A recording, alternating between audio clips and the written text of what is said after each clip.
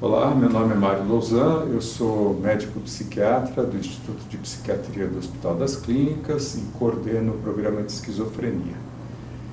Nós vamos falar hoje sobre a questão da adesão ao tratamento dos portadores de esquizofrenia e dos antipsicóticos de longa ação, os antipsicóticos injetáveis de longa ação.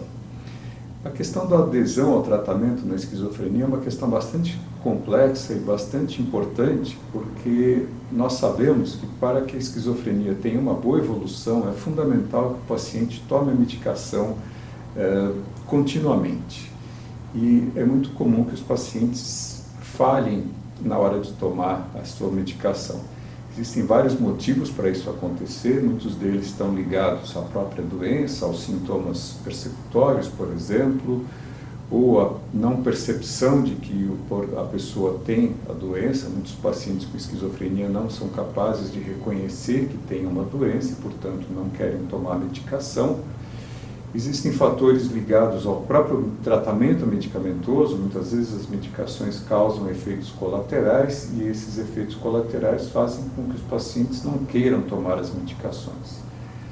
Um outro aspecto importante é o aspecto do social, digamos assim, muitas vezes ligado à questão do estigma em relação aos transtornos mentais, e aí o paciente, muitas vezes a própria família, tem dificuldade de aceitar que o paciente precisa tomar medicação, pois isso coloca ele numa espécie de rótulo, né, de ser um portador de transtorno mental. Nós temos um amplo arsenal de tratamentos medicamentosos para a esquizofrenia. A imensa maioria deles são medicações orais, os chamados antipsicóticos orais, mas já há muitos anos nós temos antipsicóticos que são injetáveis, são de aplicação intramuscular, são injeções, e que têm uma duração longa. Eles ficam no corpo, uma vez feita a injeção, eles duram cerca de um mês em geral, e com isso você tem uma garantia de que aquela medicação está tomada regularmente e a medicação injetável é repetida a cada mês, né? Talvez o mais conhecido de todos seja o decanoato de haloperidol, que é um antipsicótico ainda dos primeiros que foram desenvolvidos na década de 60, e mais recentemente alguns antipsicóticos chamados de segunda geração estão também disponíveis em aplicação injetável de longa ação. Aqui no Brasil nós temos basicamente o palmitato de paliperidona, cuja aplicação também é mensal, a injeção é mensal, e mais recentemente foi lançada uma versão, uma nova formulação